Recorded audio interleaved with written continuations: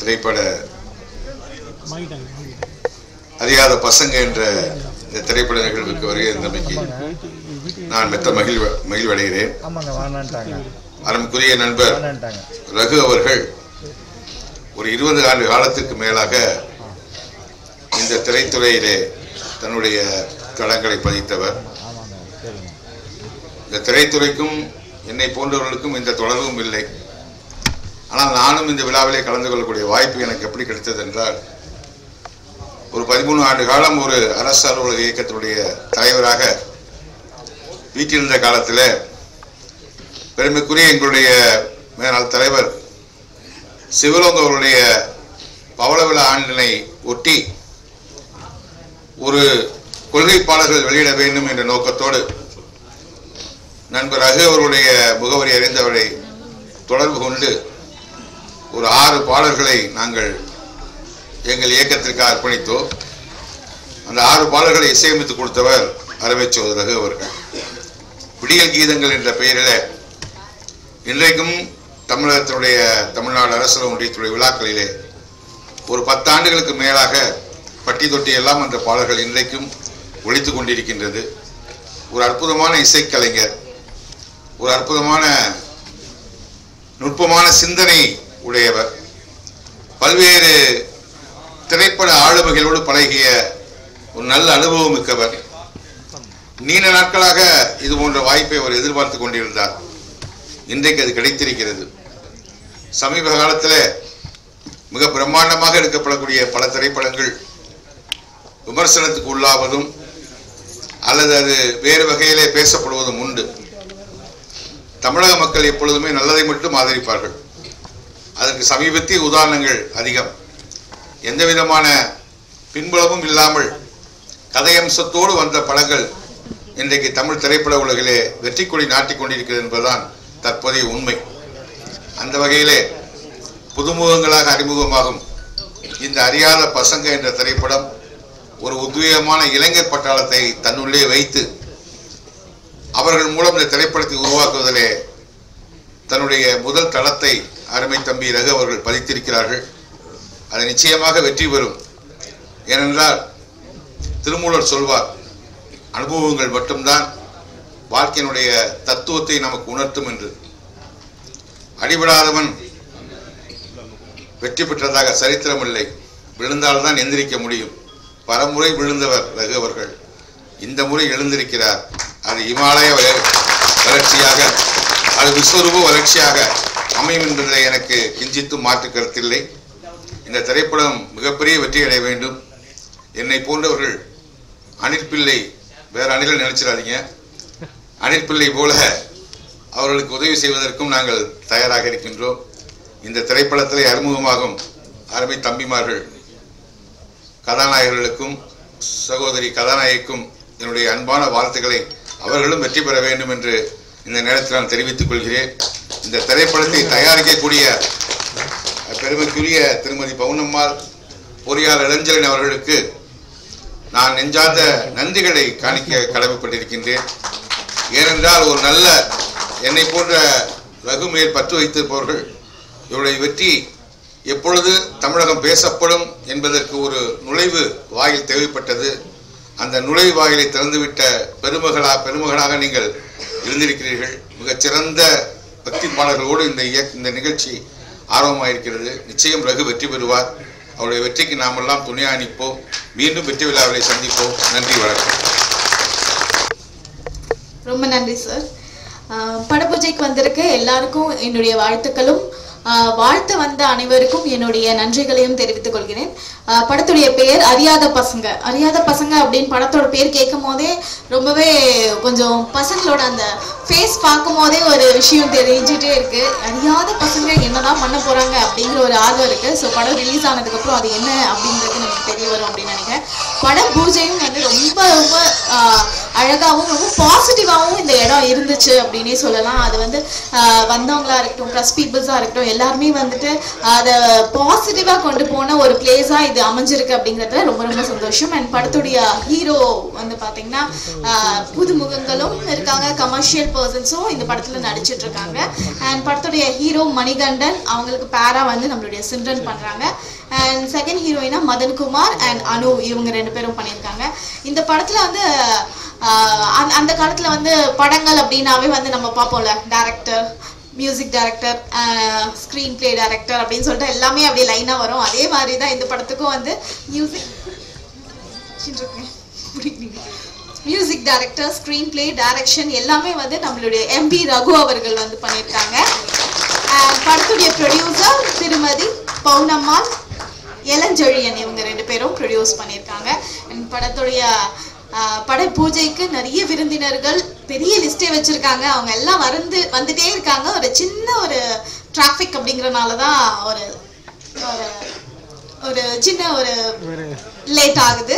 So அதுக்கு முன்னாடி வந்து இந்த படத்தை சார்ந்தவங்க யாரையாவது கூப்பிட்டு பேசலாம் அப்படின்னு சொல்லிட்டு பார்க்கும்போது படத்துடைய ஹீரோ ஏன் நம்ம கூப்பிடக்கூடாது அப்படிங்கிற மாதிரி இருந்துச்சு. ஸோ அவரை கூப்பிட்டு இந்த படம் எப்படி வரப்போகுது, என்ன மாதிரி அவர் வந்து இந்த படத்துக்காக ஆர்வமா இருக்காரு அப்படிங்கிறத கேட்கலாம்.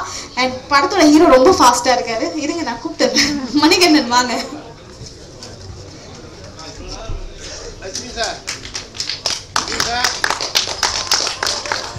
எல்லாருக்கும் வணக்கம். வந்திருக்க பெரியவங்க எல்லாருக்கும் வணக்கம். சீஃப் கெஸ்ட் எல்லாருக்கும் வணக்கம். பத்திரிகையாளர்கள் எல்லாருக்கும் வணக்கம். இது அறியாத பசங்க படம். இது என்னோட டெபியூட் ஃபிலிம், ஃபர்ஸ்ட் டைம் பண்ணுற படம் இது. அறியாத பசங்க என்னோட டெபியூட் ஃபிலிம் இது. கூட சிம்ரன் நடிக்கிறாங்க. அவங்க பார்க்க மட்டும் அழகாக இல்லை, நடிப்பும் நல்லா தான் நடிக்கிறாங்க அவங்க. டேரக்டர் பார்த்தீங்கன்னா Raghu sir, plus music director எல்லாம் அவர் தான். படத்துக்கு மெயின் காரணமே அவர் தான். ஒரு 20 இயர்ஸ் எக்ஸ்பீரியன்ஸ் இருக்குது அவருக்கு. அது எக்ஸ்பீரியன்ஸ்லேருந்து படத்தில் நீங்கள் பார்ப்பீங்க. சாரி, கொஞ்சம் மூச்சு வாங்குது.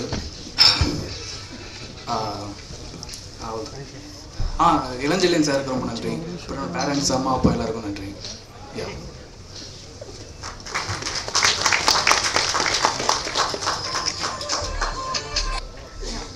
கல்லூரிகளில் பேராசிரியராக பணியாற்றி கொண்டிருக்கிறேன். இந்த பெருமாள் ஃபிலிம்ஸ் அறியாத பசங்க, இதில் இந்த அறியாத பசங்க படத்துக்குள்ள இணைஞ்சிருக்கவங்க எல்லாமே அறிஞ்ச பசங்க. எல்லாம் அறிஞ்ச பசங்க. ஒன்றும் அறியாத பசங்க மாதிரி நடிக்கிறதும் துடிக்கிறதும் அது சாதாரண விஷயம் இல்லை.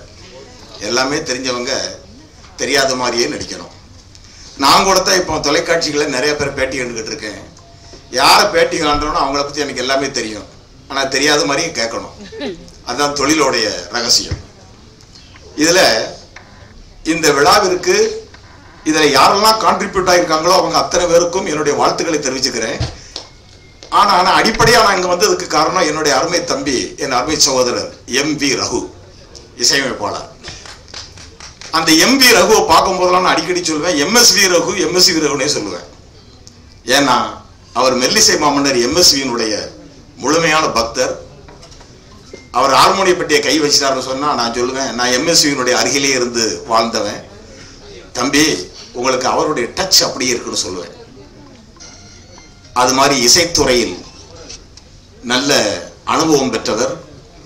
இப்போது கதை, திரைக்கதை, இசை, இயக்கம் என்று தன்னுடைய அடுத்தடுத்த செயல்பாடுகளில் ஈடுபட்டிருக்கிறார். அதிலும் முதன்முறையாக இயக்குகிறார். இவரையும் இவரோடு இணைந்தவர்களையும் நாம் மனதார வாழ்த்துவோம். இன்றைய திரையுலகம் எப்படி இருக்குன்னு உங்களுக்கு தெரியும். எப்படி பேசினாலும் சிக்கல். 1000 படம் 2000 படம் ரிலீஸ் ஆகி மட்டும்தான் படங்கள் ஓட்டப்பட்டு கொண்டிருக்கிறது. எந்த படமும் ஓடுறதில்லை, எந்த படமும் வெற்றி பெறுவதில்லை. எல்லா படத்தையும் வெற்றி பெற வச்சுக்கிட்டு இருக்காங்க. ஆனால் எந்த சூழ்நிலையிலும் என்றைக்கும் ஒரு உண்மையான ரகசியம் என்னவென்றால், உண்மையிலே நல்ல படம் எல்லா தடைகளையும் தாண்டி ஓடிக்கொண்டுதான் இருக்கிறது. அதுதான் மக்களின் அடிப்படையான உண்மையான ரசனை. அந்த வகையில இந்த அறியாத பசங்க எல்லோரும் அறியும் வண்ணம், இங்க ஒரு பெரியவர் வந்து வாழ்த்தினாரு, அது மாதிரி எல்லோரும் அறியும் வண்ணம் மாபெரும் வெற்றி பெற உங்களோடு இணைந்து கொண்டு நானும் வாழ்த்துகிறேன். நன்றி, வணக்கம். என்னோட வரவை ஏற்று சிவாஜி கிருஷ்ணமூர்த்தி அரசியல் இல்லாமல் சினிமா மட்டும் பேசுவார் என்ற நம்பிக்கையோடு அவரை அழைக்கிறேன். நன்றி, வணக்கம்.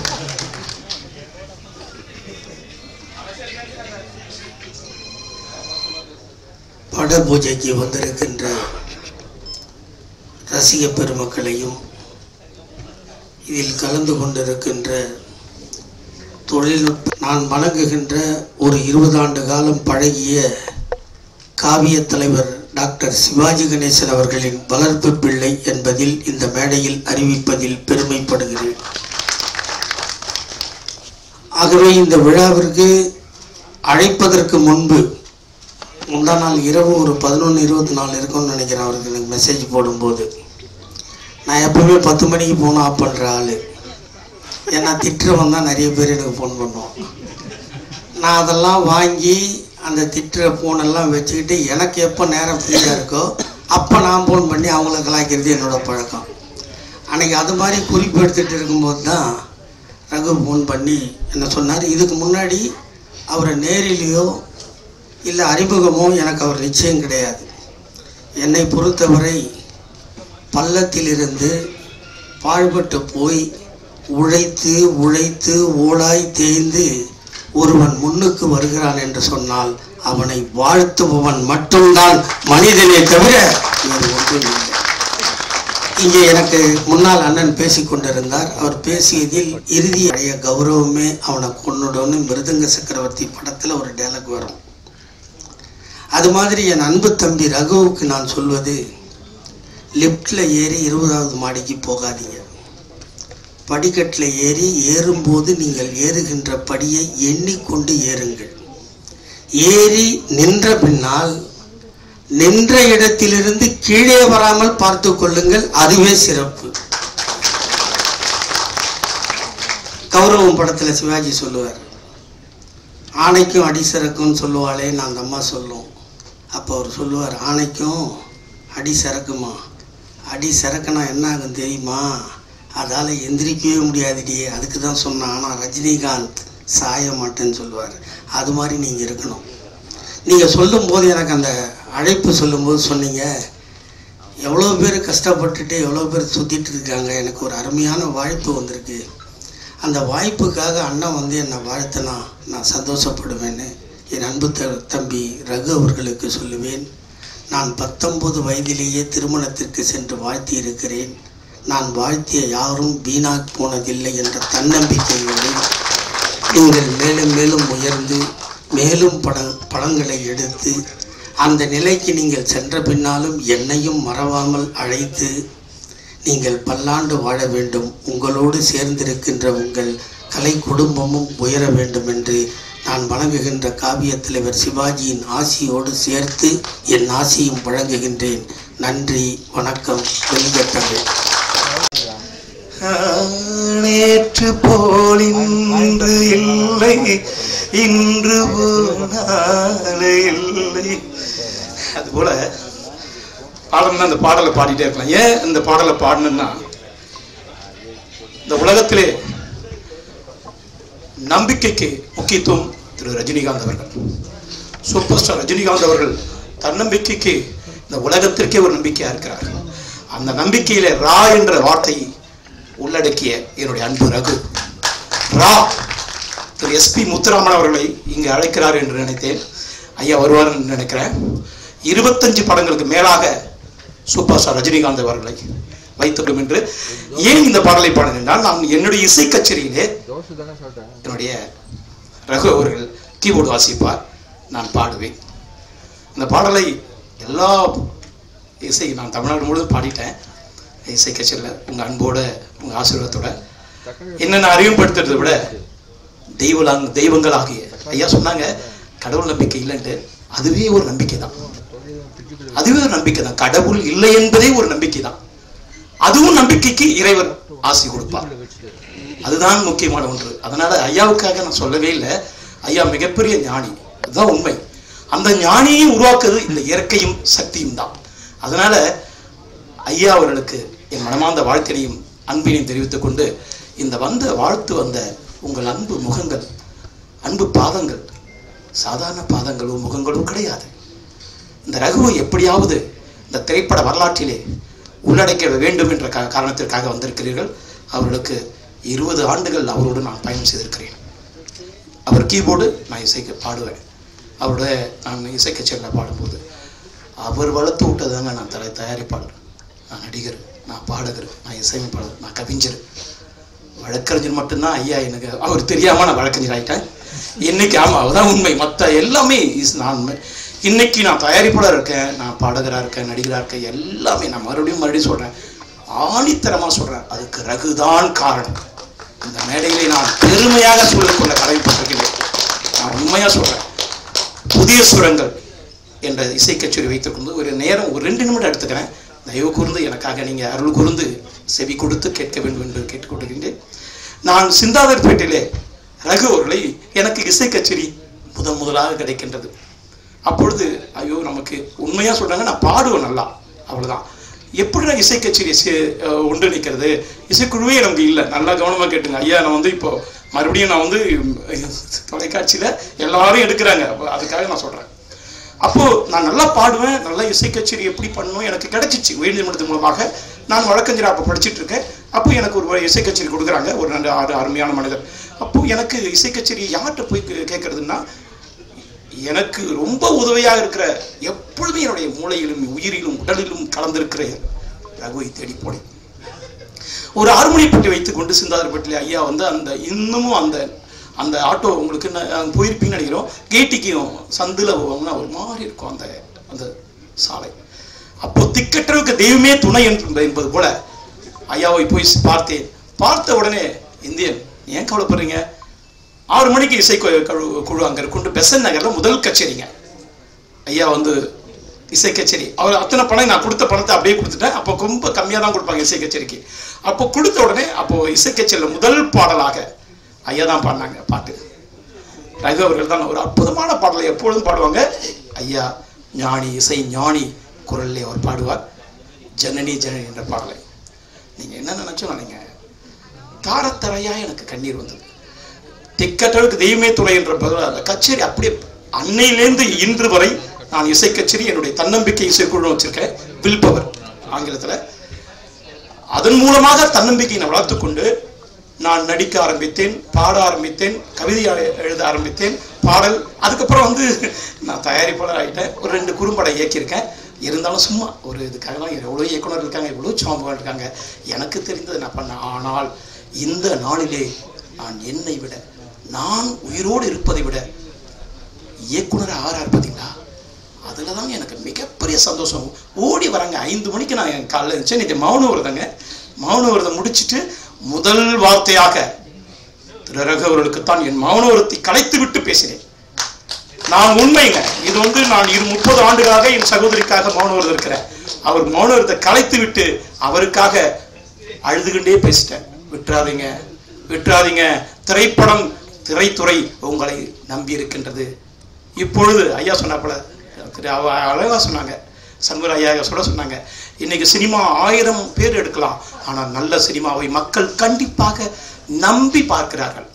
ஏதாவது நல்ல படம் வராதா, அந்த நல்லவர் தான் ரகு, அந்த நல்லவர் தான் ரகு. அதுதான் உண்மை.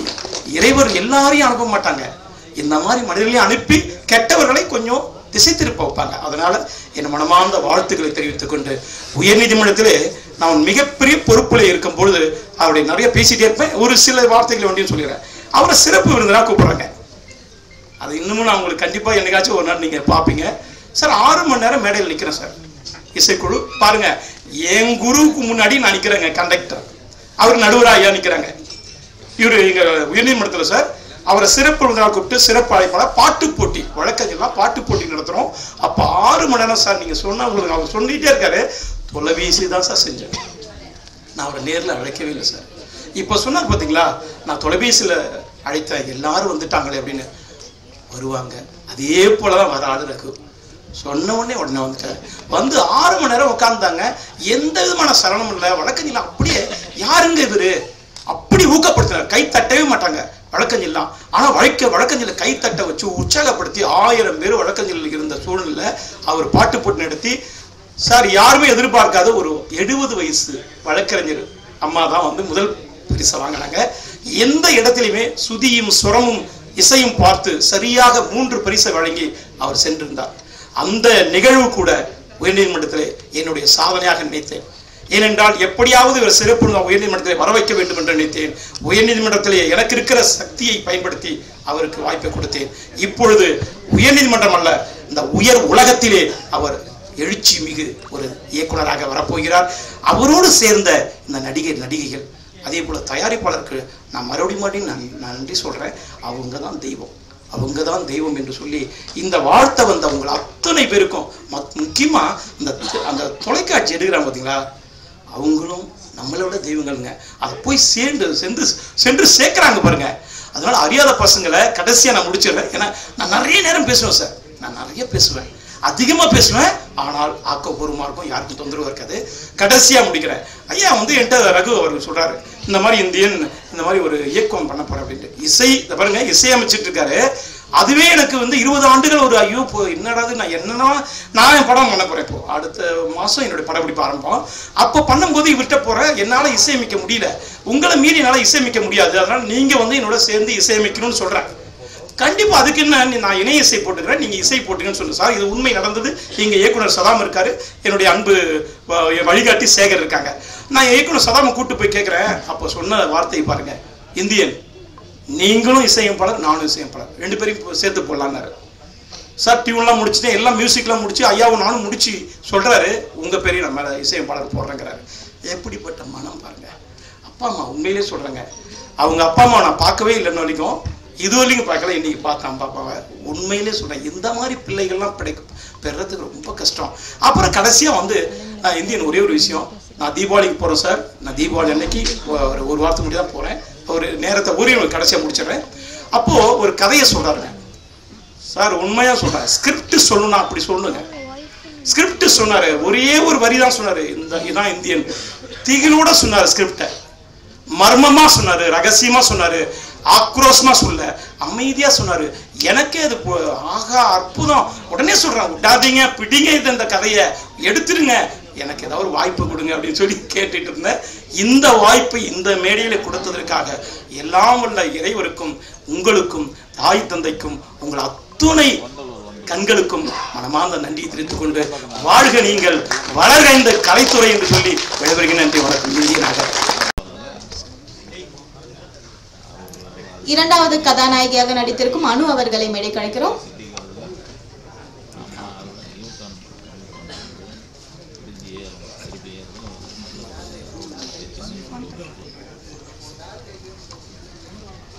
படத்துடைய ப்ரொடியூசர் திருமதி பவுனம்மாள் அவர்களை மேடை கழிக்கிறோம்.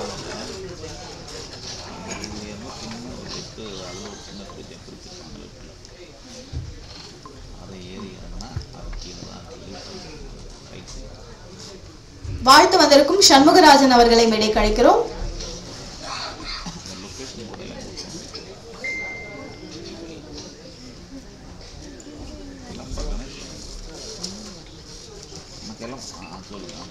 வாழ்த்து வந்திருக்கும் டாக்டர் காந்த்ராஜ் அவர்களையும் மேடை கழிக்கிறோம். Thank you sir.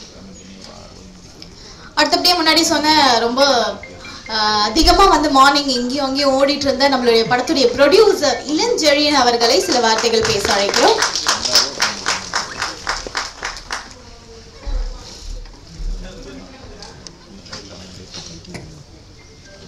Good morning, all of you. It's a nice time to see all of you. First time in the film industry.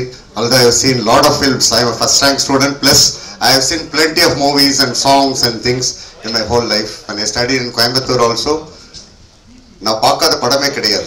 Second show பார்த்துட்டு லாரியில் 1:30 மணிக்கு ஏறி காலேஜ் ஹாஸ்டல் வாபஸ் வரும். அப்போ என்னை பற்றி தெரிஞ்சுப்பீங்க. நான் எல்லா ஃப்ரெண்ட்ஸ் கூட 0 மார்க் வாங்கின துபாயில் இருக்கார். நான் 80% 90% டிஸ்டிங்ஷன் ஸ்டூடெண்ட். எல்லாருமே என்னோட தோழர்கள்.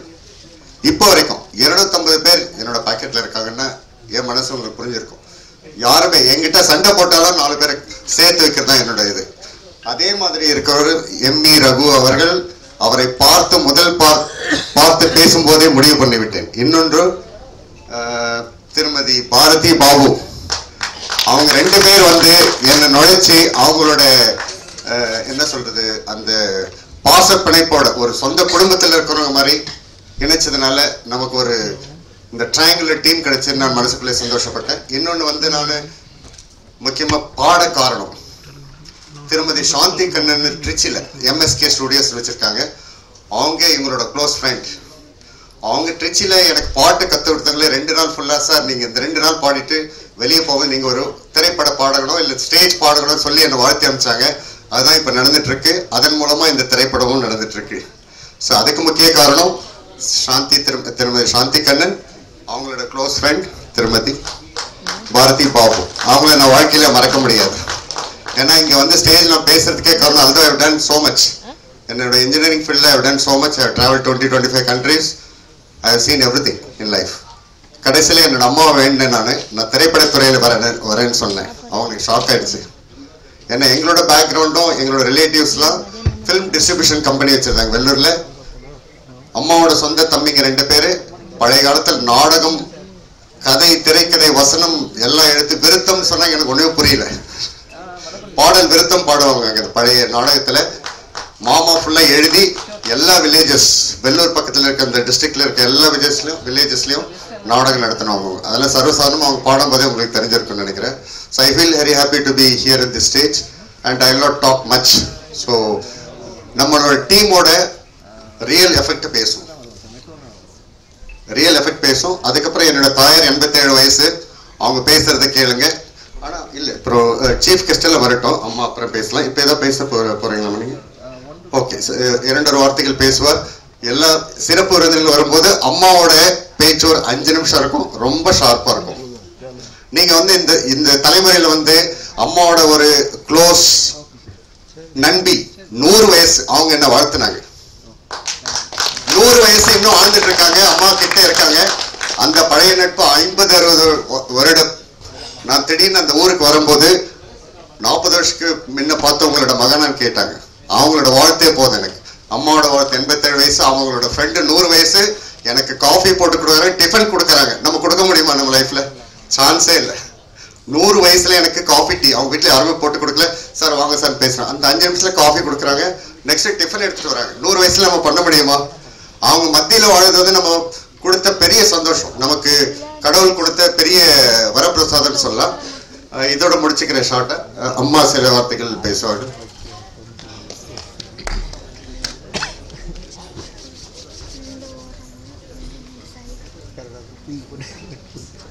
எல்லாருக்கும் வணக்கம்.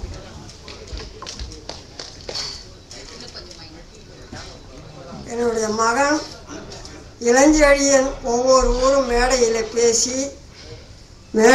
பேசி பிறகு வந்து நான் ஒரு படத்தில் போய் நான் பாடணுமா, நான் இட்டானேன். இந்த மாதிரி ரகுன்றவரை வச்சு நான் படம் எடுக்க போகிறேன். என்னப்பான்னு. சரி ஓகே. என்னை அழிச்சின்னு வந்து ரகுவிடம் காமித்தான். ஒரு அரை மணி நேரம் நான் ரகு கிட்ட பேசினேன்.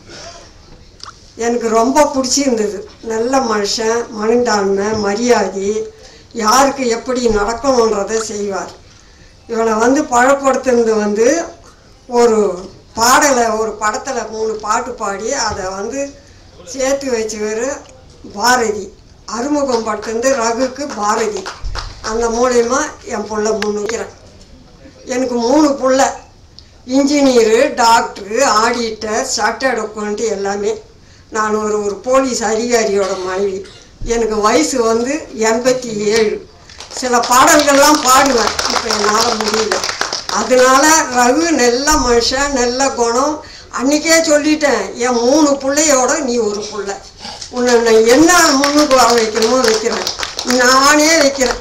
உனக்கு ஒரு படம் எழுதி காட்டுறேன், அதை நீ படம் நடி அப்படின்னு சொல்லி ரகு எனக்கு ரொம்ப பிடிச்சி போச்சு. ரொம்ப அன்பாக போச்சு. இதுக்கு மேலே அவர் படத்தை நடத்தி நல்ல பேர் வாங்கினா அடுத்தது அவருக்கு விமோசனம் உண்டு. நல்ல முறையில் நடக்கணும். ஆண்டவனுக்கும்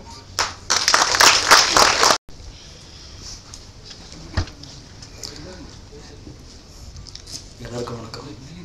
ப்ரெஸ் பீப்புள், மீடியா வந்திருக்கிற எல்லாருக்கும் வணக்கம். இது என்னோடய ஃபஸ்ட் ஃபிலிம். இது இப்போ கேட்குது?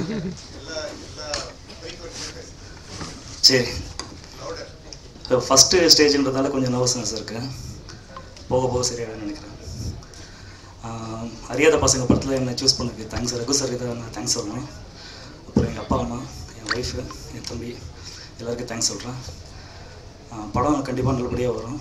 எல்லா படத்தையுமே நீங்கள் ஆதரிக்கிற மாதிரி எங்களுக்கும் ஆதரவு தெரியுங்க. தேங்க்ஸ்.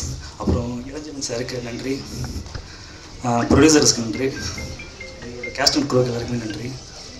நான் படம் முடிஞ்சதுக்கப்புறம் எப்படி வந்திருக்குன்னு சொல்லிட்டு நான் பேசுகிறேன். தேங்க்ஸ்.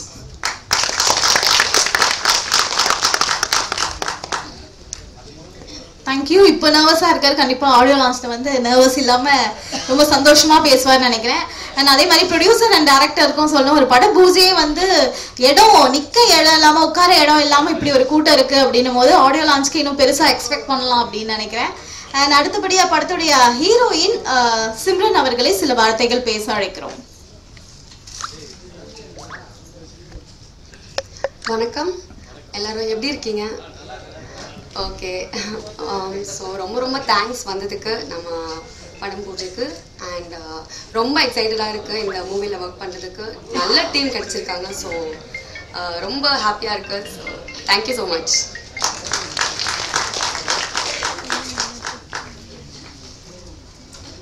நம்ம 90s சிம்ரன் இருக்கும்போது அவங்க ஹிந்தி நடிகையாக வந்தாங்க. அதுக்கப்புறம் தமிழ் கற்றுக்கிட்டாங்க. ஸோ அதே மாதிரி தான் இவங்களும் இருப்பாங்க போல இருக்கு அப்படின்னு சொல்லிட்டு முகத்தோற்றம் வச்சு தமிழ் பேச தெரியாமல் திக்கி பேசுவாங்க போல இருக்கு அப்படின்னு நினச்சேன். ரொம்ப நல்லாவே பேசுகிறாங்க. அண்ட் ஆடியோ லான்ச்சில் இன்னும் எலாபரேட்டாக நிறைய விஷயங்கள் வந்து எக்ஸ்பீரியன்ஸ் எல்லாமே வந்து ஷேர் பண்ணுவீங்க அப்படின்னு நம்புகிறேன். அண்ட் படத்தோட அடுத்த இரண்டாவது கதாநாயகியான அனு அவர்களை சில வார்த்தைகள் பேச அழைக்கிறோம். ஹலோ, எல்லாருக்கும் வணக்கம். ஆக்சுவலி நல்ல டீம். புதுசாக நான் ஆக்சுவலி தமிழ் இண்டஸ்ட்ரிக்கு புதுசு. ஆக்சுவலி இது என்னோடய ஃபஸ்ட் மூவி. ஸோ நல்லா பண்ணணும், நல்லபடியாக ரீச் ஆகணும்னு இருக்குது. உங்கள் எல்லோரும் சப்போர்ட் அண்ட் நல்ல டீம். ஆமாம், எனக்கு கொஞ்சம் நர்வஸாக இருக்குது. லைக் ஃபஸ்ட்டு ஸ்பீச் மூவி இண்டஸ்ட்ரியில் stage speech actually. Thank you so much.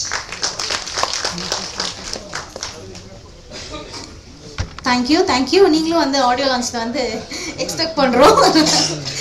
அடுத்தபடியாக படத்துடைய கோ டைரக்டர் ரவி கிரண் அவர்களை மேடைக்கு அழைக்கிறோம். சில வார்த்தைகள் பேசுவார்.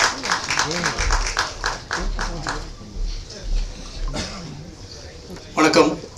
இங்கு வந்திருக்கும் அனைத்து நண்பர்கள் மற்றும் தோழர்கள் அனைவருக்கும் எங்கள் பவுளமார் கிருஷ்ண சார்பாக மனமார்ந்த நன்றி தெரிவிக்கிறேன். மீடியா நண்பர்களுக்கும் எங்களது நன்றி. இந்த படம் வந்து ரொம்ப ஒரு அருமையான கதை அம்சத்தோடு உருவாகிட்டு இருக்கு. நண்பர் ரகு அவர்கள் ஒரு நாட்டு சொல்லி பிரமாதம் பண்ணியிருக்காரு. அதை சொல்லி தான் வந்து ப்ரொடியூசர் சார் வந்து ரொம்ப இம்ப்ரெஸ் பண்ணியிருக்காங்க. ரொம்ப அருமையான ஒரு கதை அம்சம். 5 பாடல்களோடு இந்த படம் தயாராகி கொண்டிருக்கிறது. விரைவில் இந்த படத்தோட பாடல்கள் வந்து பதிவாக போகுது. ரொம்ப சிறப்பாக வந்திருக்கு. எனக்கு ரகு வந்து ஒரு 35 வயது நண்பர். என்ன சொல்லணும் அங்கேயா ஃபோனில் அவர் சொல்ல எனக்கு என்ன சொல்லுங்கள் சார், நான் சொல்லிட்டு தான் எனக்கு திரும்ப என்ன கேட்குறது. எனக்கு ரகு அவர்கள் வந்து எனக்கு 35 வருட நண்பர். அவர் 2 பேரும் ஒரே ஏரியா சிந்தார்பட்டி சேர்ந்தவர்கள். 2 பேரும் ஒரே பள்ளியில் படித்தோம். ஒரே குரு, ஒரே மாதிரி ஆர்கெஸ்ட்ரா ஆரம்பித்து குறைஞ்சபட்சம் 20 வருடம் அவரோட இணைந்து பணியாற்றிருக்கேன். இப்போ நாங்கள் தனித்தனியாக பண்ணிகிட்ருக்கோம். இப்போ அவரோட இணை இயக்குனராக கோ டைரக்டராக வந்து இந்த படத்தில் வந்து ஒர்க் பண்ணுறேன். ரொம்ப சந்தோஷமாக இருக்குது. பால்ய நண்பர்கள் இரவும் சேர்ந்து பண்ணுறோம். எங்கள் 2 பேருக்குள்ள எந்த விதமான ஈகவும் கிடையாது. இங்கே நாங்கள் சார் சொல்லிக்கிட்டாலும் அவர் என்னை திட்டுறதுக்கோ நான் ஒரு கேள்வி கேட்குறதுக்கோ 2 பேருக்கும் முழுமையான உரிமை உண்டு. ஏன்னா நம்ம அவ்வளோ 2 பேரும் ரொம்ப க்ளோஸ் ஃப்ரெண்ட்ஸ். இந்த படத்தில் வந்து எனக்கு ஒரு இணை இயக்குனராக அவர் என்னை அறிமுகப்படுத்துறதுக்கு ரொம்ப சந்தோஷமாக இருக்குது. இந்த படம் வந்து நல்லா வெற்றி அடையணும் என்று ஆண்டவனை பார்த்துக்கிறேன். பவுனம்மாள் அவர்கள் வந்து மேலும் நிறைய படங்கள் வந்து ரகு சாருக்கு கொடுக்கணும். அவர் வந்து இதே போல் நிறைய படங்கள் பண்ணணும் என்று வேண்டி கொடுக்குறேன்.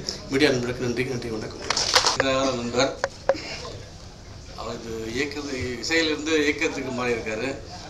இயக்கம் நல்ல ஒரு ஸ்கிரிப்டை சொன்னார் என்கிட்ட. நல்லா இருந்துச்சு சார், பண்ணலாம்னு பேசிகிட்டு இருந்தோம். அவர் சடனாக எல்லா ஏற்பாடும் பண்ணிவிட்டு சார் நம்ம ஆடியோ லான்ச் பார்க்குறது பட பூஜை பண்ணுறோம், முடிச்சுட்டு சீக்கிரம் ஷூட்டிங் ஆரம்பிக்கணும் அப்படின்னாரு. ஸோ கதை நல்லாயிருக்கு. கதையை கேட்டு நல்லா இம்ப்ரெஸ் ஆகிருக்கேன். அதனால் வெகு ஷூட்டிங் பண்ணி மிக நல்ல பிரம்மாண்டமாக பண்ணிவிட்டு அதுக்கப்புறம் அடுத்து ஆடியோ லான்ச்சில் உங்கள் எல்லாரும் மீட் பண்ணணும்னு ஆசைப்பட்றேன். படம் நல்லபடியாக வர உங்களுடைய வாழ்த்துக்களையும் எல்லாருடைய அன்பையும் ஆதரவு எதிர்பார்க்குறேன். படத்தை வாய்ப்பு கொடுத்த இயக்குநருக்கும் ப்ரொடியூசர்களுக்கும் உங்களுக்கு ரொம்ப நன்றி சொல்லுது.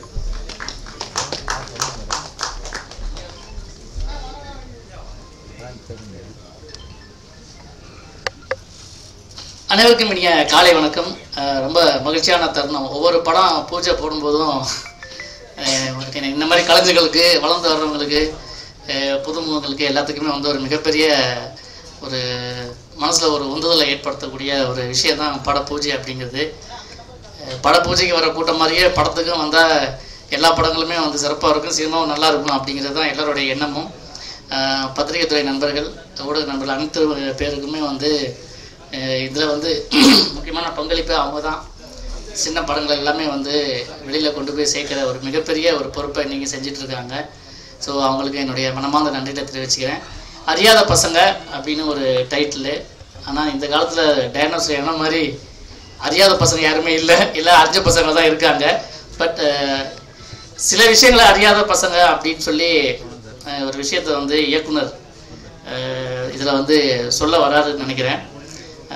இப்போ தயாரிப்பாளர்களுக்கும் வந்து என்னுடைய நன்றியை தெரிவிச்சுக்கிறேன். ஏன்னா புதுமையான முயற்சிகள், புதுமையான படங்கள், நல்ல கதையம்சம் கொண்ட விஷயங்கள்லாம் வந்து பெரிய பெரிய இயக்குனர், பெரிய பெரிய கம்பெனிகள்லாம் போக முடியாது. பெரிய கம்பெனிலாம் ஒன்றும் இல்லை அப்படி பெரிய, ஏன்னா அவங்களுக்குலாம் ஒரு ஆர்டிஸ்ட் அவங்களுக்குலாம் ஒரே ஒரு ரேஞ்சில் வச்சுருப்பாங்க. இந்த மாதிரி தயாரிப்பாளர்களால் தான் வந்து நிறைய புதிய இயக்குநர்கள்லாம் அறிமுகமாகறாங்க. அதனால் வந்து இயக்குனருக்கும் தயாரிப்பாளருக்கும் என்னுடைய அன்பான வாழ்த்துக்களை தெரிவிச்சுக்கிறேன். இதில் நடிக்க போகிற ஹீரோ, ஹீரோயின், அப்புறம் துணை நடிகர்கள், மற்ற நடிகர்கள் எல்லாத்துக்குமே என்னுடைய வாழ்த்துக்கள். ஒரு விஷயம் வந்து எப்பவுமே அடிக்கடி திரும்ப திரும்ப எல்லா மேடைகளையும் சொல்லிகிட்டு இருக்கிறது தான், எல்லா பெரிய பெரிய ஜாம்பவான்கள்லாம் பேசுகிற ஒரு விஷயந்தான். சின்ன படங்களுக்கு தியேட்டர் கிடைக்கிறதில்ல. அதனால் வந்து குறைஞ்சபட்சம் இந்த படங்கள் பெரிய பெரிய படங்கள் ரிலீஸ் ஆகும்போது சின்ன படங்களுக்கும் வந்து தியேட்டர் கொடுக்கணும் அப்படின்னு சொல்லி நிறைய பேர் தயாரிப்பாளர் சங்கம்னு ஒன்று இருந்தால் பரவாயில்ல. இப்போ ஏகப்பட்ட தயாரிப்பாளர் சங்கம்லாம் இருக்குது. அவங்க எல்லாமே சேர்ந்து முடிவு பண்ணால், ஏன்னா சினிமாக்காரனாக காப்பாற்ற முடியும். வெளியிருந்து யாரும் வந்து செய்ய மாட்டாங்க, பொதுமக்கள் வந்து செய்ய மாட்டாங்க. திரையில் நம்ம ரசிக்கிற மாதிரியே இருக்கிறவங்க நேர்லையோ இல்லை பொது இடங்கள்லையோ ஏதாவது ஒரு சின்ன மிஸ்டேக் பண்ணால் கூட எவ்வளோ கழுவி ஊற்றுவாங்க அப்படிங்கிறத நம்ம கண் கூட பார்த்துட்டு தான் இருக்கோம். அதனால சினிமாக்காரங்களை காப்பாற்றுறது சினிமாக்காரங்களை தான் முடியும். ஸோ இந்த படம் மிகப்பெரிய அளவில் வெற்றி பெறணும் அப்படின்னு எல்லா சார்பாகவும் கேட்டுக்கிறேன், இறைவனை வேண்டிக்கிறேன். நன்றி, வணக்கம். தேங்க்யூ. இதில் வந்து ஒரு முக்கியமான சுகி பாய் நான் வரேன். நான் வந்துட்டோடனே சரி ஃபோட்டோ ஷூட் எல்லாமே எடுத்தோடனே கேரக்டர் நல்லா செட் ஆயிடுச்சு. சரி இது எப்படி கேரக்டர் செட்டை வீட்டுக்கு போனால், ஆக்சுவலி என்னோட கார் வந்துட்டு ஒரு 5 நாளாக மெக்கானிக் ஷெட்டில் இருக்குது. இந்த சுகி பாய் ஃபோட்டோ எடுத்து போய் என்ன செஞ்சேன், வீட்டில் எங்கள் அம்மா டிவி பார்த்துருந்தாங்க, எடுத்து போய் காமிச்சேன். அட பாவி, உனக்கு ஏன்னா இந்த வேலை சாப்பாடு போகிற வேலைக்கு வந்துட்டியாடா, நீ நல்லா வச்சிருக்கிறா. நான் ஒன்று ஷாக், அது வேற ஒன்றும் இல்லை. என் ஒய்ஃப் அங்கே ஓடியாந்த, மாமா ஏவிஎம் முடிச்சுட்டு பார்ட் டைமில் சுகி ஓட்டுறியா? அப்போ இந்த கேரக்டர் செட் ஆயிடுச்சு. பாக்கியராஜ் சொல்லுவார், இந்த கேரக்டர் செட் ஆயிடுச்சு. ஸோ ஃபுல் ட்ராவல், அதாவது இன்னைக்கு இளைஞர்கள் வந்து தடுமாறி போகிறாங்க, அதை 2 ஹீரோயின் வந்து திருத்துறான். இதாங்க மற்றவங்க பெரியவங்க சொல்லாத ஒரு கான்செப்டாக நம்ம சொல்லவே போகிறதில்ல, ஒன்றுமே கிடையாது. புரியுதுங்களா? இங்கே டாக்டர் காந்தராஜ் உட்காந்துருக்காங்களே, எம்கேடியில் பார்த்தவர் கைத்தட்டுங்க. டாக்டர் தியாகராஜ பழக்கம் டாக்டர், அவர் வீட்டுக்கு தியாகராஜ் வருவார். புரட்சித்தலைவர் வீட்டில் ஒரு செல்ல பையன் அவர். முன்னாள் சபாநாயகர் ராசாராம் அவரோட தம்பி அவர். முத்தமிழ் கலைஞருக்கு ரொம்ப பிரியமானவர். மகேஷன் வந்து தன்னோட உழைப்பால இந்த இடத்துக்கு வந்தவங்க. கைத்தட்டலாம் சார். தன்னோட உழைப்பால ஒரு சென்னை மாநகர துணை மேயர்னா அது இப்ப பாருங்க, மழை வருது. இப்போ அவருக்கு நிறைய டென்ஷன். இப்போ டிசம்பர் மாசம் காலையில 5 மணிக்கு கார் எடுத்தாருன்னா நைட்டு 12 மணி வரைக்கும், அண்ணா இங்க இதுனா தண்ணி தேங்கிது சார், இங்க தண்ணி தேங்கிது, இங்க எவ்வளவு பிரச்சனை பாருங்க. கண்டிப்பா கைத்தட்டாங்க. என்ன கேட்டீங்க சார்? அதாவது சென்னை மாநகரம் சார், பின்கோடு எதுல 1ல இருந்து 132 வரைக்கும் இருக்கு சார். அப் டு சிங்கப்பெருமாள் கோயில் வரைக்கும் ஹோல் சென்னை மாநகர துணை மேயர் சார். கொஞ்சம் நினைச்சு பாருங்க, நீங்க எவ்வளவு டென்ஷன் இருக்கும். இருங்கண்ணா கொஞ்சம் இருங்கண்ணா. அந்த மாதிரி ஒரு மனிதர் இங்க வந்திருக்காங்க. இங்க மேடைக்கு மகேஷன் அழைக்கிறோம். அழைத்து ஒரு சில வார்த்தைகளை பேசி மரியாதை பண்ணுவார் கேட்டுக்கொள்ளும்.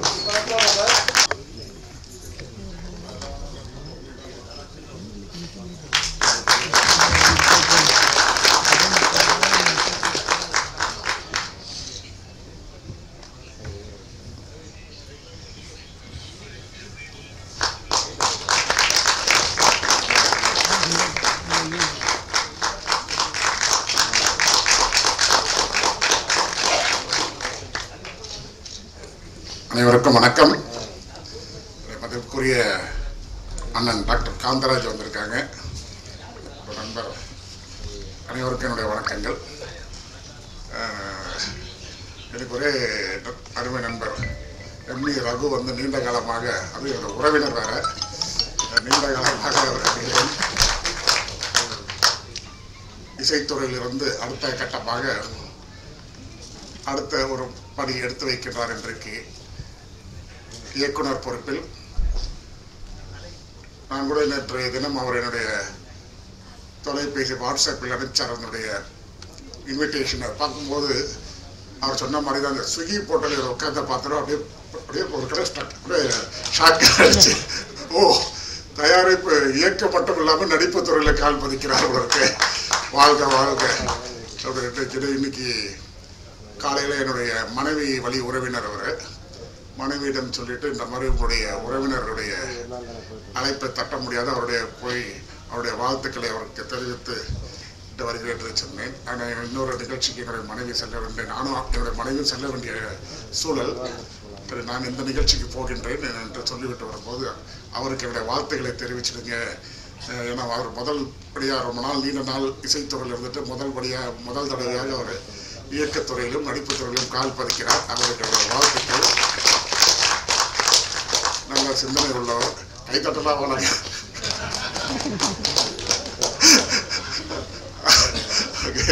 அவருக்கு என்னுடைய வாழ்த்துக்கள். ஏன்னா இது வந்து ஒரு கலைத்துறை பயணம், மிகப்பெரிய ஒரு பயணம். நான் கூட நிறைய திரைப்படங்கள்லாம் பார்க்கின்றோம். வித்தியாசப்படமான படங்கள்லாம் வெற்றி பெறுவது உண்டு. உதாரணமாக மைனா போன்ற படங்கள்லாம் பார்க்கின்ற பொழுது ரொம்ப சாதாரண படமாக தான், ஆனால் ஒரு பெரிய செய்தி, ஒரு பெரிய நல்ல வெற்றி படமாகலாம் அமைந்தது. ஆகவே ஒரு நல்ல செய்தியை கொடுத்தால் கண்டிப்பாக மக்கள் நல்லா வரவேற்பார்கள். அவருக்கு அந்த வரவேற்பு அமையும். ஆகவே நல்ல படமாக இது அமைய வேண்டும் என்று வாழ்த்தி விடைபெற்றுக் கொள்கிறேன். நன்றி, வணக்கம். சில வார்த்தைகள் பேச அழைக்கிறோம். எல்லோருக்கும் வணக்கம். அறியாத பசங்க படத்தில் வாய்ப்பளித்த இயக்குனர் ரகு சார் அவர்களுக்கு மிக்க நன்றி. இந்த படத்தோட சக்ஸஸ் மீட்டில் மறுபடியும் மீட் பண்ணுவோம். தேங்க்யூ.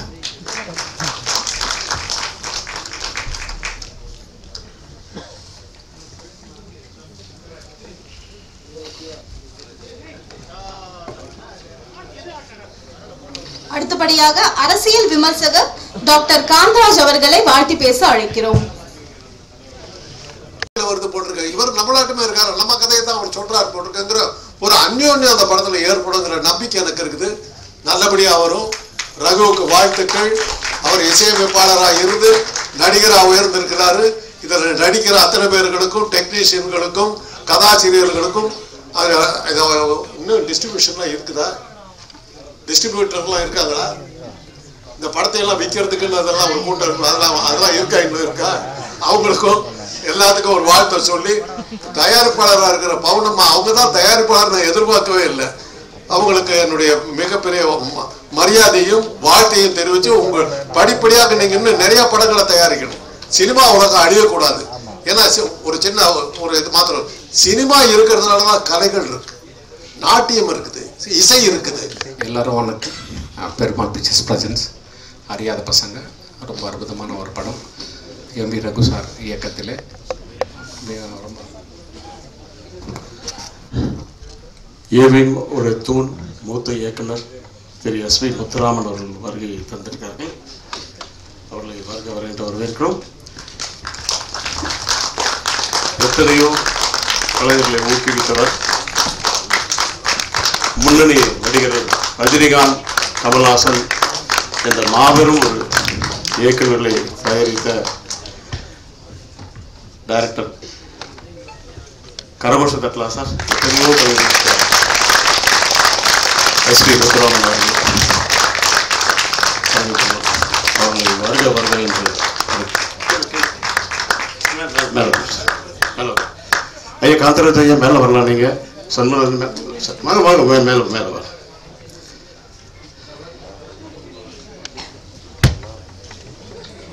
ஒரு நிமிஷம் பேசிடுறேன்.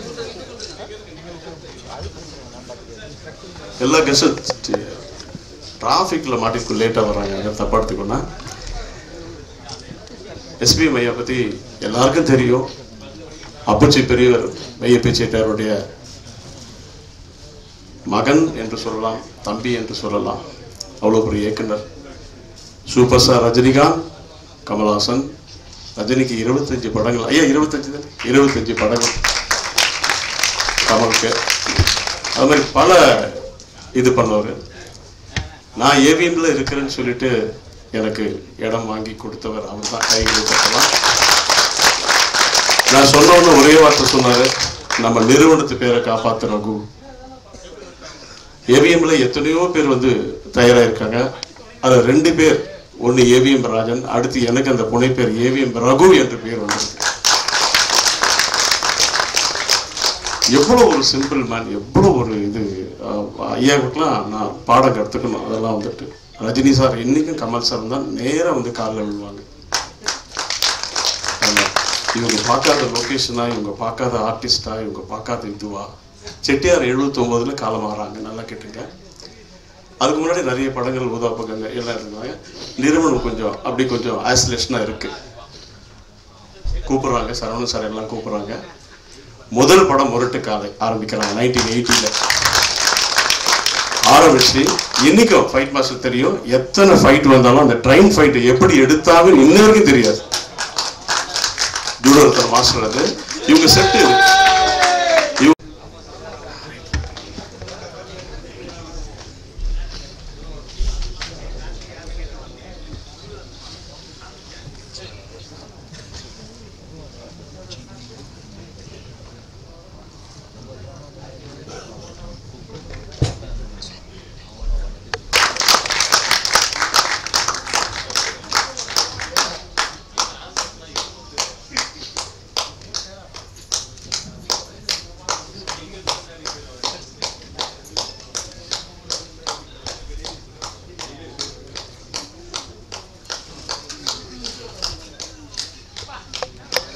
இன்னொரு செய்தி உங்களுக்கு. இவருடைய கூட பிறந்த சகோதரர் தான் சுப வீரபாண்டியன். நிறைய பேருக்கு தெரியாதது, அரசியல் திராவிட கழக தலைவர் சுப வீரபாண்டியன்.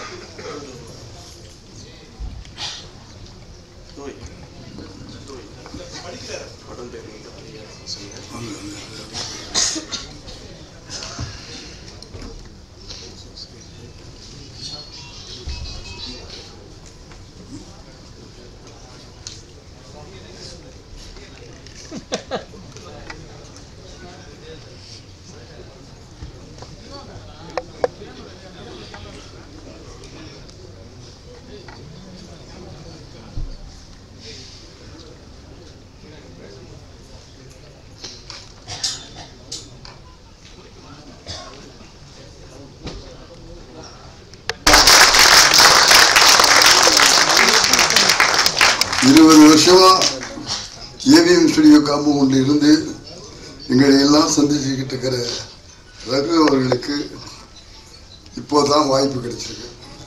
அதுக்காக ஒரு தடவை கைதிட்டு 20 வருஷம் காத்திருக்கேன்.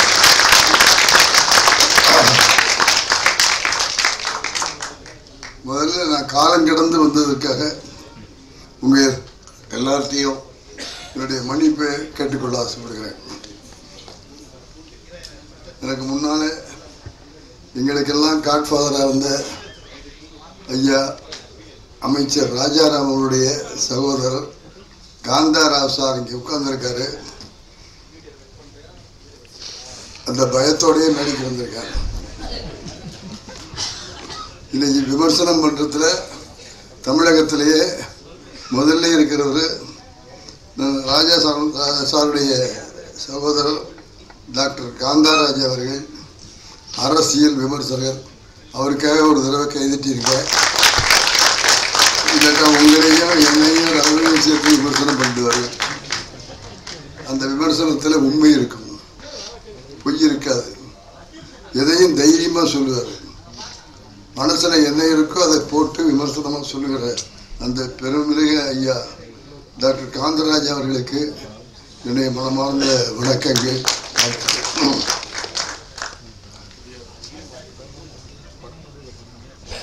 பெருமாள் கிரியேஷன்ஸுடைய தயாரிப்பில் அறியாத பசங்க அப்படிங்கிற தலைப்பில் இன்னைக்கு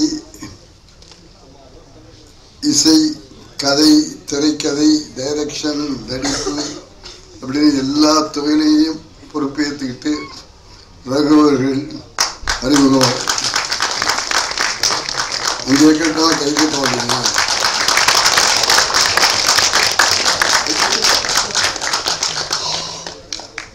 ரகு வளர வேண்டும், மிகப்பெரிய வெற்றிகளை பெற வேண்டும் என்ற உத்வேகத்தோடு அவரை வாழ்த்துவதற்காக வந்திருக்கிறேன். எதையும் துடிப்பாக செய்யக்கூடிய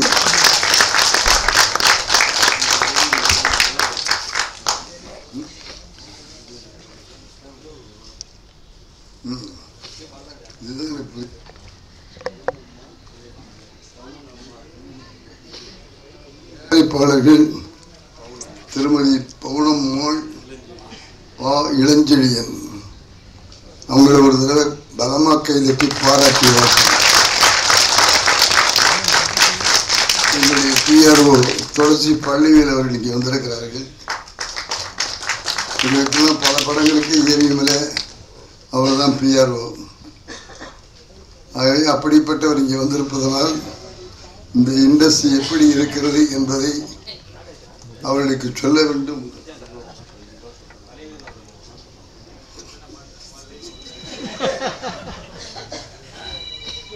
சொல்ல வேண்டும். ஏன்னா நான் எப்பவுமே திருக்குறள் சொல்லி தான் என்னுடைய உரையை முடிப்பேன். இப்பவும் எனக்கு இந்த விழாவில் சொல்றதுக்கு நல்ல திருக்குறள் ஒன்று கிடைச்சிருக்கு. எண்ணி துணிக கர்மம் துணிந்த பின் எண்ணுவோம் என்பது இடுக்கு அப்படின்னு 1.25 அடியில் சொல்லிட்டு போயிட்டான். எந்த காரியத்தை செஞ்சாலும் ஒரு தடவைக்கு 4 தடவை யோசிச்சுட்டு அதில் கடை கிடக்கணும். 20 வருஷம் இந்த மனுஷன் யோசிச்சு இன்னைக்கு கடை இறங்கி இருக்காருன்னா எண்ணி துணிந்திருக்கிறார் என்று நான் நம்புகிறேன்.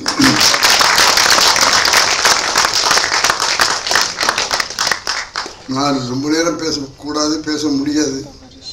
ஆனால் ஒரே ஒரு உதாரணத்தை மட்டும் உங்களிடத்தில் சொல்லிக்கொள்ள ஆசைப்படுகிறேன். நானும் அவரும் இருக்கிற இடம் ஏவி மெய்யப்ப செட்டியார் அவர்கள் உருவாக்கிய ஏவிஎம் ஸ்டுடியோ. அவர்கள் நல்ல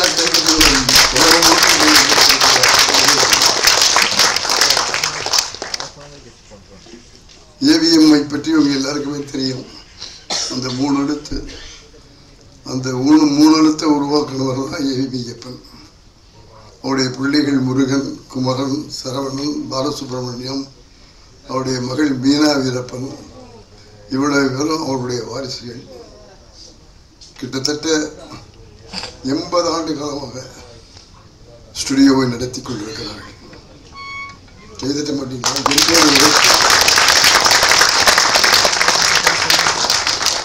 ஸ்டுடியோவை நடத்தியிருக்காங்க. இந்தியாவில் இருக்கிற 60 மொழிகளில் படங்கள் எடுத்து தயாரிப்பாளராக அகில இந்தியாவிலிருந்து தெரியும்.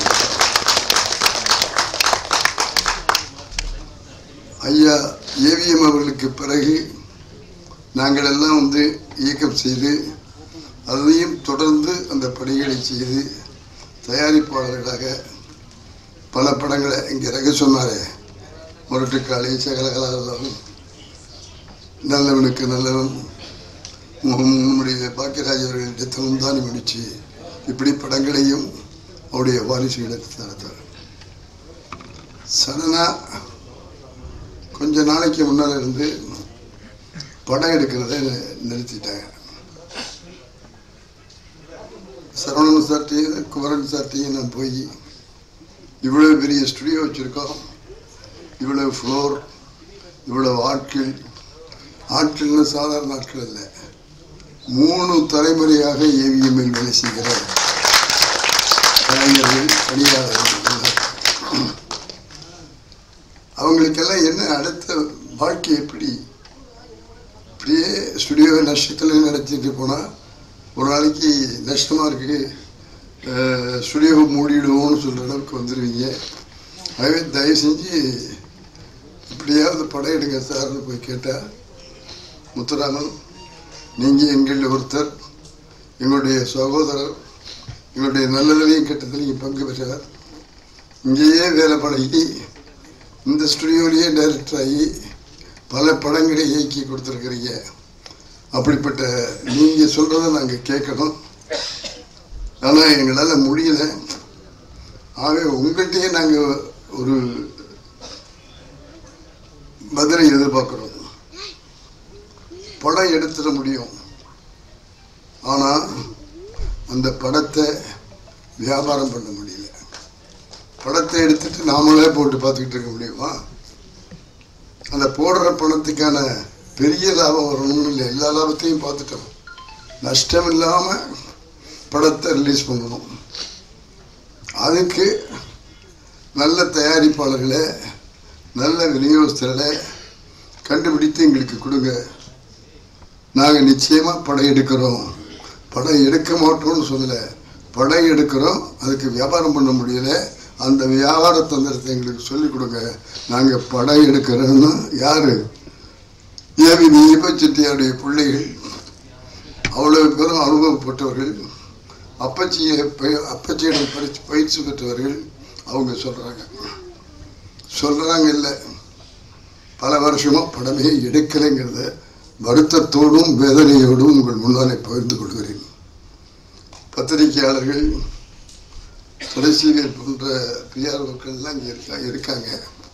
அவங்க எல்லாரையுமே வச்சுட்டு சொல்கிறேன். ஆகவே படம் எடுப்பது கூட சுலபம், அதை வியாபாரம் செய்து லாபம் சம்பாதிப்பது என்பது மிகவும் கஷ்டமாக இருக்குது. ஆகவே நம்முடைய ஐயா அவர்கள் சொல்லுவார்கள், காந்தராஜ் அவர்கள் எல்லாத்த பற்றியுமே விமர்சனம் பண்ணுவாங்க. இதை பற்றி கூட அவர் விமர்சனம் பண்ணி இதுக்கு ஒரு விடிவு காலம் என்ன அப்படிங்கிறத அவர் சொல்லலாம். ஏன்னா எங்களுடைய படம் எப்போது வெளியானாலும் அவருக்கு 3 தியேட்டரில் அவர் ராஜாராம் சாருக்குன்னே சீட்டு போட்டு வச்சுருப்பாங்க. நல்ல தொழில், அந்த தொழிலை முறைப்படி செய்து திட்டமிட்டு செய்தால் நிச்சயமாக வெற்றி படங்களை நம்மளால் கொடுக்க முடியும். அப்படித்தான் எஸ்.எஸ். வாசன் அவர்கள், நாயிரெட்டியார் அவர்கள், ஏவிஎம் அவர்கள் இவங்கெல்லாம் கொடுத்தாங்க. கை விரல் நுனியில இந்த துறைகளை பற்றிய விவரங்களை வைத்திருந்தார்கள். படம் எடுக்கணும்னு சொன்னால் நாங்கள் போய் அப்பச்சி நல்ல நாள் பூஜை போடுவோம். நல்ல நாள் எப்போ வேணாலும் வரும். ஸ்கிரிப்ட் எங்க, கதை எங்க? ஸ்கிரிப்டை கொண்டாந்து என் டேபிளில் வச்சு ஓகே வாங்கின பிறகு பூஜை போடுங்க அப்படின்னு அந்த ஸ்கிரிப்டுக்கு மரியாதை கொடுத்த மனிதர் அந்த தயாரிப்பாளர். அந்த ஸ்கிரிப்ட் இருந்தாதப்போ உன்னால என்ன செலவு வரும், என்ன பட்ஜெட்டில் படம் எடுக்க முடியும், இதுக்கு யார் ஹீரோ, இதுக்கு யார் ஹீரோயின், இவ்வளவையும் திட்டமிட்டு எல்லாத்தையும் தேவையை வச்சு சொன்ன பிறகுதான் படத்துக்கு பூஜை போடவே செட்டியார் அவர்கள் ஒப்புக்கொள்வார்கள். ஆகவே எல்லாம் புரிஞ்சுக்குங்க. படம் எடுக்கும்போது ஸ்கிரிப்ட் தான் முக்கியம். அந்த ஸ்கிரிப்ட் இருக்கிறதுனால தான் நாங்கள் எல்லாம் படைச்சிக்கிட்டு இருக்கோம். ஆகவே ரகுவுக்கும் சொல்கிறேன், உங்களுடைய யூனிட்டுக்கும் சொல்கிறேன், அந்த ஸ்கிரிப்டை பக்காவாக தயார் பண்ணிக்கிட்டு பிளான் போட்டு எந்த பட்ஜெட்டில் இந்த படத்தை முடிப்பீங்க அப்படிங்கிறத சொல்லிட்டு வேலையை ஆரம்பிச்சிங்கன்னா நிச்சயமாக நீங்கள் வெற்றி பெறுவீர்கள். வெற்றி பெற வேண்டும் என்று ஒரு மூத்த கட்டுமாக உள்ளமாக மனமாக வாழ்த்துகிறேன். இதில் நடிக்கிறவங்க பேரெல்லாம் எனக்கு தெரியாது. அப்படிப்பட்ட நடிகர்களையும்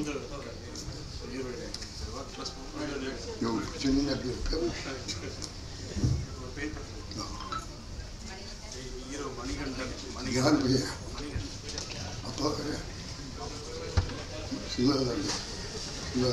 என்ன பண்ற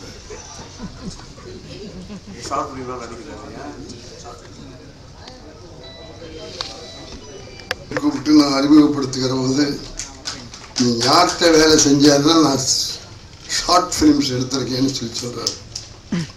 தம்பி வருத்தப்படக்கூடாது. நான் ஏவிஎம் ஸ்டுடியோவில் செட்டியார் சொன்னபடி எடிட்டிங்கில் வேலை பழகிறவனா சேர்ந்தேன். 5 வருஷம்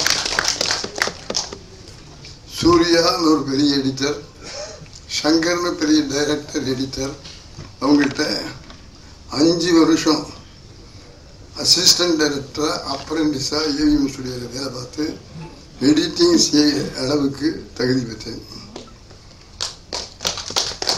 நல்ல கைதிட்டங்களை அவருக்கு மனசில் போடணும். செட்டியாருடைய ஒப்புதலோட முருகன், குமரன், சரவணன், பாலசுப்ரமணியம், வீரப்பன் இவங்கெல்லாம் சேர்ந்து ஒரு படத்தை துவக்கினாங்க. அந்த படத்தை துவக்குகிற போது குமரன் சார் எடிட்டிங்கில் இருந்ததுனால என்னை பார்த்து, முத்துராமன் நீங்கள் எங்களோட செட்டுக்கு வந்து வேலை செய்யுங்க, எங்களுக்கு உதவியாக இருக்கும் அப்படின்னு 7வது அசிஸ்டன்ட் டைரக்டர், நல்லா பாருங்க, 7வது அசிஸ்டன்ட் டைரக்டர், 5 வருஷம் எடிட்டிங்கில் வேலை செஞ்சுட்டு 7வது அசிஸ்டன்ட் டைரக்டராக என்னை செட்டுக்கு கூப்பிட்டு போனவர் குமரன் சார். அப்படி ஏவிஎம் ஸ்டுடியோவில் வராத டைரக்டருக்கே இல்லை. எல்லா பெரிய டைரக்டரும் இங்கே வந்து வேலை பார்த்துருக்காங்க. களத்தூர் கண்ணம்மான்னு ஒரு படம் இத்தனை வருஷம் ஆயிடுச்சு. இத்தனை வருஷம்லாம் மறக்க மாட்டீங்க. ஏன்னா காதில் பூ வச்சுக்கிட்டு அம்மா முனியே அப்பா முனியேன்னு பாடிட்டு வந்தார் ஒரு பெரிய மனுஷன். அன்னைக்கு குழந்தை நட்சத்திரம், இன்னைக்கு ஒரு உலகநாயகன். அப்படிப்பட்ட உலகநாயகன் அறிமுகமான அந்த களத்தூர் கண்ணம்மா படத்தில் தான் நான் முதல் அசிஸ்டன்ட் டைரக்டர் செஞ்சேன். இந்த படத்துலேயே 2 டைரக்டர் இருக்கு, பிரகாஷ் சரவன், பீம்சிங். அவங்க ஒரே படத்தில் 2 டைரக்டர் வேலை பயிற்சி. அதன் பிறகு எப்போதுமே நான் சொல்கிறது, ஏவிஎம் ஸ்டுடியோ வந்து வெறும் ஸ்டுடியோ மட்டும் இல்லை. 7 ஆண்டு காலம் எங்கே ஏவிஎம் ஸ்டுடியோவில் ஏவிஎம் செட்டியாருடைய தலைமையில் அவர்கள் பிள்ளைகளுடைய கண்பார்வையில் அந்த டைரக்டருடைய மேற்பார்வையில் வேலை பழகி 20 ஆண்டுகளுக்கு பிறகுதான் நான் டைரக்டராக வந்தேன். அந்த வந்ததின் காரணமாகத்தான் எனக்கு அஸ்திவாரம் பலமாக ஒன்று நான் கேட்டுக்கொள்வது, இந்த படத்துக்கு உனக்கு வாய்ப்பு கிடைத்திருப்பதை பார்த்து நான் மகிழ்கிறேன், பாராட்டுகிறேன், வாழ்த்துகிறேன். ஒரு முறை கையெழுத்தி அவருக்கு ஒரு வெற்றி வார்த்தை கொடுக்கிறோம். ஆகவே உன்னுடைய அனுபவங்களை சரியாக தெரிந்து கொண்டு இன்னைக்கு நிறைய வசதி இருக்குது. அன்னைக்கெல்லாம் இல்லை. இன்னைக்கு இன்ஸ்டியூட் இருக்குது, லேப்டாப் இருக்குது, என்னென்ன வேணுமோ எல்லாம் உங்கள் கையில் பட்டன்லேயே இருக்குது, கை விரல்லையே. அதையெல்லாம் கற்றுக்கொண்டு சிறந்த முறையில் நடித்து சிறந்த நாயகர்களிலே ஒருவனாக நீ வர வேண்டும் என்று உங்கள் அத்தனை பேருடைய வாழ்க்கையை வந்தோம், வெற்றி பெற்றோம் அப்படின்னு சொன்னால் அதுக்கு அஸ்திவாரம், பலமான அஸ்திவாரம் இருக்கணும். இல்லைன்னா முடியாது. இது பெரிய கடல். இந்த கடலில் ஜெயிக்கணும் அப்படின்னா நீ ஒன்றை தயார் பண்ணிக்கணும். எனக்கு அப்ரெண்டிஸாக சேர்ந்த எனக்கு இன்னைக்கு ஏவிஎன் ஸ்டுடியோவில் எஸ்பிஎம் எடிட்டிங் ஷூட்டுன்னு ஒரு எடிட்டிங் ஷூட் வச்சுருக்காங்க.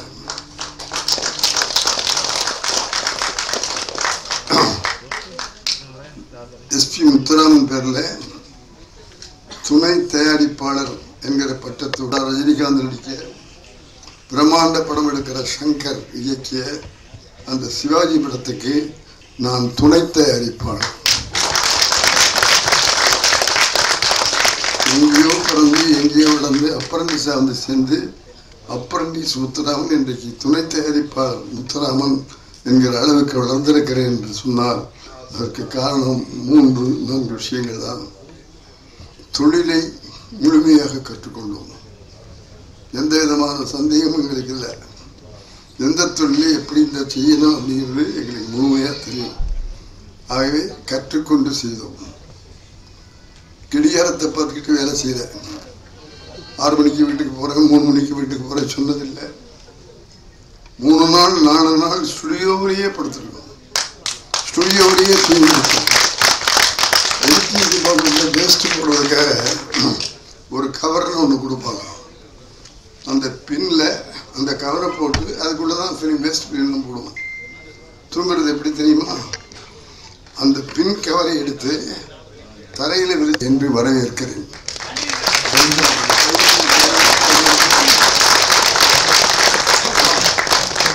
ஆகவே வெற்றி பெற்ற ஒரு இயக்குனர் என்னுடைய புலவர் சிதம்பரநாதன் பார்த்தேன் வெளியில் பார்த்தேன். வாங்க சார். மூத்த ஒரு லிரிக் ரைட்டர் சார். கைகளை கட்டி உற்சாகப்படுத்தலாம். எல்லா நிறுவனத்துக்கும் எழுதியிருக்காங்க. நல்வழி காட்டி வெற்றி பெற.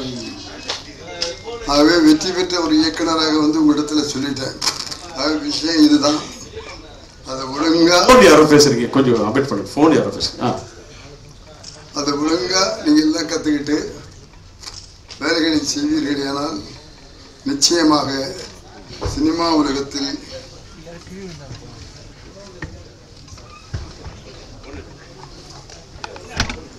இன்னொரு எஸ்பி உத்தரானாக ஒவ்வொருவரும் வர வேண்டும், வளர வேண்டும் என்று மனமாற வாழ்த்தி, எதா இருந்தாலும் பேசிக்கங்க, எதா இருந்தாலும் பேசி தீர்த்துக்குங்க, விட்டு கொடுத்து போங்க, அனுசரித்து போடாதீங்க. அந்த காலத்திலே பழமொழி சொல்லி வச்சான், கோபத்தோடு எழுந்திரிச்சா நஷ்டத்தோடு உட்காரணும், யாரும் கோபத்தில் எழுந்திரிக்காத. ஏன் அந்த பிரச்சனை வந்ததுங்கிறத பார்த்து தெரிந்து கொண்டு அந்த பிரச்சனைகளை உங்களுக்குள்ளேயே தீர்வுங்க. நிறைய பேர் புருஷன் முண்டாட்டியாக வந்திருக்கீங்கன்னு நினைக்கிறேன். இப்போ புருஷன் முண்டாட்டிக்குள்ள சண்டை அதிகம் வந்தால் என்ன ஆகுது தெரியுமா? எங்கே போகிறாங்க தெரியுமா? வாழ்க்கையில் எங்களால் சேர்ந்து வாழ முடியல, டைவர்ஸ் கொடுங்கன்னு டைவர்ஸுக்கு போகிறாங்க. இல்லை, வாழ்க்கை என்பது நம்முடைய கையில் இருக்கு. புருஷனும் பொண்டாட்டியும் விட்டு கொடுத்த போனால் டைவர்ஸை பற்றிய பிரச்சனையே நமக்கு வராது, வரக்கூடாது. ஏன் புருஷன் பொண்டாட்டி தானே கல்யாணம் பண்ணிக்கிட்டீங்கல்ல, எல்லாத்துலேயும் சமமாக இருக்கணும்னு ஆசைப்படுவீங்கல்ல, அப்புறம் என்ன? உங்க குறைய அவங்ககிட்ட சொல்ல, அவங்க குறைய உங்கள்கிட்ட சொல்லட்டும். நான் சண்டை அடிச்சுக்க வேண்டாம்னு சொல்ல. சண்டை அடிச்சுக்காம இந்த உலகத்தில் இருக்க முடியாது. ஆக புருஷனும் பொண்டாட்டியும் சண்டை அடிச்சுக்க வேண்டாம்னு இல்லை, சண்டை அடிச்சுக்குங்க. சண்டை அடிச்சுக்கிட்டா தான் பிரச்சனை சால்வ் ஆகும். ஆனால் ஒரே ஒரு விஷயம், சண்டை அடிச்சுக்கும் போது ஹாலில் உட்காந்து பிள்ளைங்க முன்னாலேயோ உறவினருக்கு முன்னாலேயோ அடிச்சுக்காதீங்க. மாறுபட்ட கருத்து வந்துருச்சு, 2 பேரும் சடக்கிறீங்கன்னா 2 பேரும் சேர்ந்து பெட்ரூம்குள்ளே போங்க. பெட்ரூம்குள்ளே போய் 2 பேரும் பேசுங்க. யார் தப்பு பண்ணாலும் மன்னிப்பு கேளுங்க. கணவனும் கேட்கலாம், மனைவியும் கேட்கலாம், அதில் தப்பு இல்லை. அது தவறு நடக்குதுன்னா அந்த தவறை திருத்திக்கிங்க. தவறை திருத்திக்கிட்டு இனிமேல் அந்த மாதிரி தவறு செய்ய மாட்டோம், நம்ம 2 பேரும் ஒத்துமையாக வாழ்வோம், விட்டு கொடுத்து வாழ்வோம்னு பேசி முடிவு பண்ணிட்டு, அப்புறம் என்ன உங்கள் விருப்பமோ அதை செஞ்சுட்டு அந்த ரூமை விட்டு சிரிச்சுக்கிட்டு வெளியில் வாங்க. குடும்பத்தில் தகராறே வராது. இதெல்லாம் அறிவுரையே இல்லை, நாங்கள் வாழ்ந்த பழக்கக்கூடிய அனுபவம், அவ்வளோதான். ஆகவே அப்படி சண்டை இல்லாமல் வாழ்ந்தா நாங்கள் 55 படத்தை டைரக்ட் பண்ண முடியுது அப்படின்னு சொன்னால் அதுக்கு காரணம் விட்டு கொடுத்து போடுறது தான், அனுசரித்து போடுறது தான், ஒருவரை ஒருவர் புரிந்து கொண்டது தான், திட்டமிட்டு கரெக்டாக செயல்பட்ட. சினிமாவில் நஷ்டம் சொல்கிறாங்களே, இல்லை நல்ல லாபம் மாயிட்டு சம்பாதிக்கலையா. நான் நான் காக்கா பிடிச்சோ மிகைப்படுத்தி பேச்சோ நான் வாழ்றவில்லை பிரவசனம் பண்ணது. ஏன்னா நான் ஒரு தமிழ் வாத்தியார். போனால் போய் கும்பிட சொன்னாங்க, என்னால் முடியாதுன்ட்டு. நான் தமிழ் வாத்தியார், நான் போய் என்னால் சினிமாக்காரனை கும்பிட முடியாதுன்ட்டு போயிட வந்தேன், வரல. அப்போ என்னை கூப்பிட்டு வாங்கய்யா நீங்கள் என் படத்துக்கு என்னுடைய எது எழுதுக்குன்னு சொன்னார். எம்எஸ்வி எப்படி ஹார்மோனியத்தை கை வைப்பாரோ சத்தியமாக சொல்கிறேன், அதே மாதிரி கையை அப்படி வச்சு சொல்லுங்கய்யா அப்படின்னு அப்படி ஆரம்பித்தார். அந்த ஹார்மோனியத்தை இழுத்தாரு, அப்படியே அழுதுட்டேன். ஏன்னா அவர் அந்த பெரிய மேதை அவர் எம்எஸ்எம். அவருக்கு அடுத்து ஹார்மோனியத்தை மீட்டுற ஒரே ஆள் எங்கள் ரகுதான். அது மட்டும் இல்லையா, 10 பாட்டு எழுதியிருக்கேன், 13 பாட்டு எழுதுனேன். அவர் டியூன் போட்டு நான் எழுதியிருக்கிற டியூன் போட்டு நான் மாட்டேன்ட்டார். ஐயா ஏன் டியூனுக்கு எழுதுங்கய்யா அப்படின்னு சொல்லி ஒவ்வொரு உடனே ஒரு 5-6 டியூன் ஒரே நேரத்தில் போடுவார். எதுக்கையா வரி போடணும், எதுக்காக போடுங்க அப்படின்வார். அப்படிப்பட்ட மேதைகிட்ட இந்த படத்தில் நான் முதல்ல சினிமாவில் அவர் டைரக்ட் பண்ண போகிறாரு, அவர் மியூசிக் அமைக்க போகிறாரு, அவருடைய கதை, அதுக்கு எனக்கும் ஒரு சந்தர்ப்பம் கொடுத்து பாட்டு எழுதுகிட்டு இருக்காரு. அப்படிப்பட்ட மேதைகிட்ட பெரிய இசை மேதை விமர்சனத்துக்கு அடுத்து இவரை தவிர யாருமே சொல்ல முடியாது. சத்தியமாக சொல்கிறேன், நான் எல்லா மியூசிக்கிட்டையும் எழுதியிருக்கேன், சங்கர் கணேஷ், தேவாதிபா எல்லாத்துட்டையும் நான் எழுதியிருக்கேன், பாட்டு எழுதியிருக்கேன். ஆனால் நான் வியந்தது எங்கள் ரகையா தான். அது காரணம் என்னன்னா, ஹார்மோனியத்தில் டியூன் போடுறாங்க, அவங்க எதுலேயே டியூன் போடுறாங்க. என் முன்னால் உட்காந்து டியூனை போட்டு தத்தக்காரம் போட்டு தன்னா தானா தானா தன்னு கொடுக்குறாங்க என்கிட்ட. ஆனால் அவர் அப்படி இல்லை, டியூனு போடுறாரு. அப்படியே இந்த ஹார்மோனியத்தை அப்படி வச்சு கையை வச்சுட்டு அப்படி வர அமுக்கி போடுறாரு. அது விஸ்வநாதன் பார்த்த மாதிரி இருந்துச்சு. இதை ஒன்று உலகத்துக்கு நான் இதை சொல்கிறதுல பெருமையாக இருக்கு எனக்கு. அப்படிப்பட்ட பெருமை வாய்ந்த ஒரு புகழ் வாய்ந்த ஒரு திறமையாளிகிட்ட நான் பாட்டு எழுத வந்திருக்கிறேன். நிச்சயம் எனக்கு ஒரு நல்ல சந்தர்ப்பம் கொடுத்துருக்காரு, அவருக்கு நன்றி சொல்ல கடமைப்பட்டிருக்கேன். என்னை பற்றி சொல்கிறேன், இன்னொரு நாளைக்கு வச்சுக்கிறேன். அடுத்தடுத்த ஷெட்யூல் 100% தெரியும், தெரியும், நல்லா தெரியும்.